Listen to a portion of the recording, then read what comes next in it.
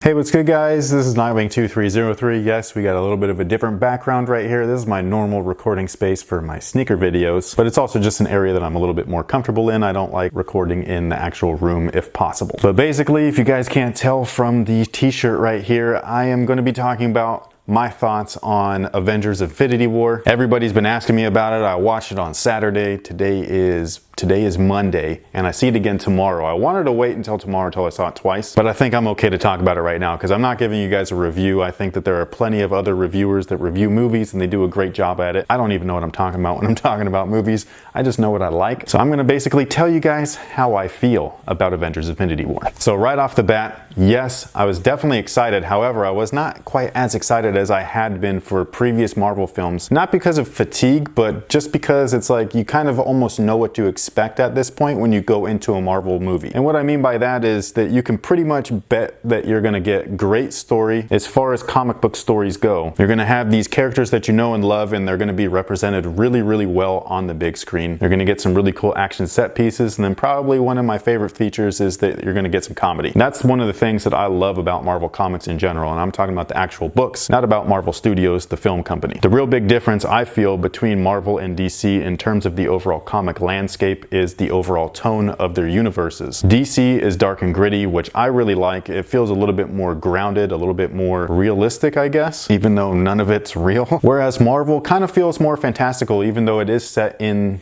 quote-unquote the real world, places like, you know, New York or San Francisco and all that kind of good stuff. And like I said, the Marvel stuff just always have felt kind of a little bit more lighter, a little bit more airy. They've always mixed banter and comedy within their writing, and that definitely shows in their movies, and I think they do a fantastic job of translating comic to film. So that's kind of how I was feeling going into this movie. I was definitely excited. I mean, it's been 10 years or whatever, like it's been crazy. I couldn't even believe it. That was the thing, is that when I got into the movie, that's when I realized like all the feels kind of hit me at once, and I wasn't even expecting it. So the movie starts off and it's awesome. I mean, right from the jump, they're not wasting any time. I mean, they're just right into it, which I thought was great because, I mean, this is Infinity War, you know what I mean? This is the culmination of 10 years worth of stories amongst like 18 or 19 different films, all into one thing. Like all the people are there, all the characters, everything. I mean, yo, this was crazy. So I'm in the movie, I'm watching it, and certain things didn't hit me the way that maybe I thought that they would. Like I wasn't quite moved by Loki's death, spoiler alert by the way, as I thought that I might have been. However, the rest of the movie really just like kind of kicked me in the nuts. So while I'm watching this movie, there's just certain points of which I don't know, like I got like kind of emotional. It was really weird. And they weren't even at scenes that were like emotional moments. It was like these really big climactic scenes where you're seeing Tony Stark meet Doctor Strange, and then all of a sudden Bruce Banner comes back, you know what I mean? And then it's these three characters interacting, and boom, I was like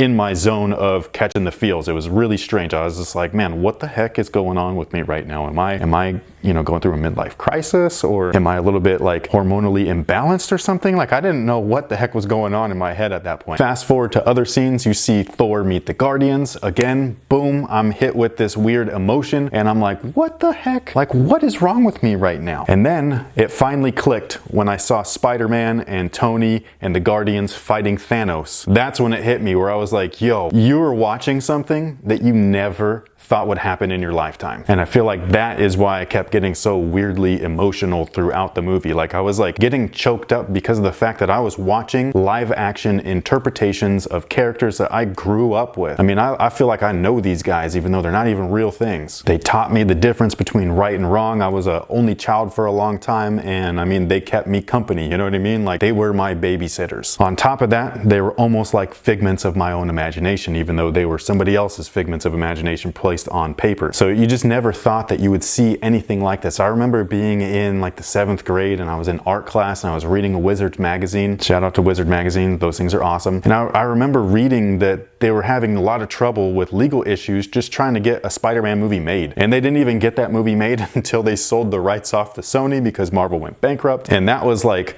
what, like 6 or 7 years later, something like that. Like it was crazy. So we're watching at this point, or I'm watching at this point, this thing that I never thought would happen in my lifetime. I'm seeing characters interact with each other that at one point we only really saw in the books and in animated form. And these actors, while I know that they're actors, they have portrayed these characters so flawlessly that it feels like I really am watching Peter Parker, or I'm really watching Tony Stark, I'm really watching Captain America Black Widow, whatever, whoever it might be. I mean, they are them. And I know it sounds really weird. I know I'm a grown man. That sounds kind of stupid, but I'm just telling you, like I said, this is how I feel. And then when you get to the actual emotional stuff, when people start getting killed off, I mean, come on, man. Like, I was like, I couldn't believe what was happening with me. I don't really cry in movies or anything like that. In this movie, I was like holding back. I was like breathing heavy. I was like having anxiety and stuff. I was like, man, what the hell? What is going on with, like, why am I doing this? What happened? Somebody give me a drink. And the weirdest part is that I got hit the hardest by the person that I thought that wouldn't affect me, like, even in the slightest. And it was Tony Stark. That guy's a butthead, dude. Like, let's just be real. And I'm not talking like I don't like Robert Downey Jr. or anything. Like I said, I think that these guys just portray all these characters perfectly. It's just the fact that I never really liked Tony Stark in the books to begin with. I never connected with him in the same way that I connected with Peter Parker. But like I said, the weirdest part is that I'm kind of emotionally invested in these guys. Iron Man's the one that kicked off this whole thing, and when he almost got killed, again, spoiler alert, I lost it. Like, I couldn't believe it. My jaw dropped. I was just like, yo, what the heck? And I kind of went into the movie thinking that he was going to die already. I just, like I said, didn't feel like I was going to feel anything when that happened. I was kind of expecting it. Much like I didn't really feel much when Loki died, because again, I was kind of expecting it. But when Tony did it, man, like, I was just like, yo, he's about to go out like a champ, man. Like, he's about to go out like a hero. I'm feeling emotional talking about it right now. I'm going to pause myself because I want to be able to comprise I need just to be able to, you know, reel it in.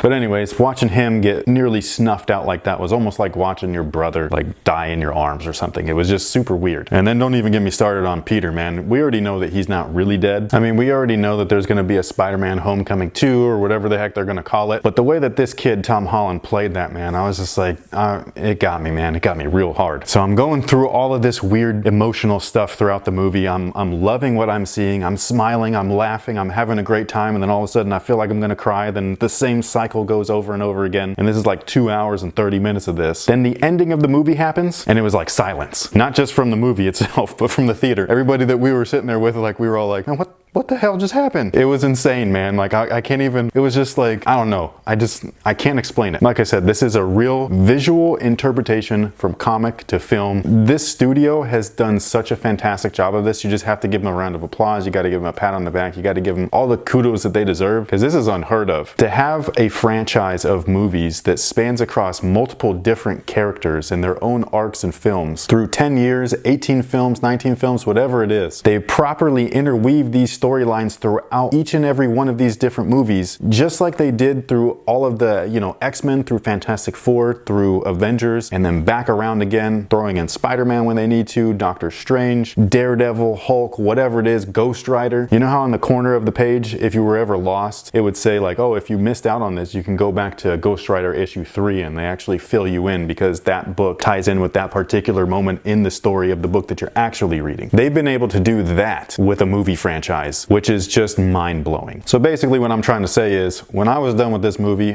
I needed a nap. I felt like I just went through like a lifetime's worth of emotions and it was so weird, man. It was so weird. I've never had a movie experience like that before in my life. And I know a lot of people are going to think that I'm being overdramatic, I'm being stupid, and I don't disagree with you. I'm just letting you know how it hit me. But overall, I absolutely loved the film. I can't wait to go and see it again. I'm almost not quite prepared for it, even though I've already seen the movie. It's just because I don't know if I want to put myself through that same whirlwind of emotion again. But hopefully going into the second time, I'm prepared for these things, because the first time, man, it totally took me off guard, man. I was just like, this, like I said, I just didn't know what was going on half the time. I was in my own head like, wow.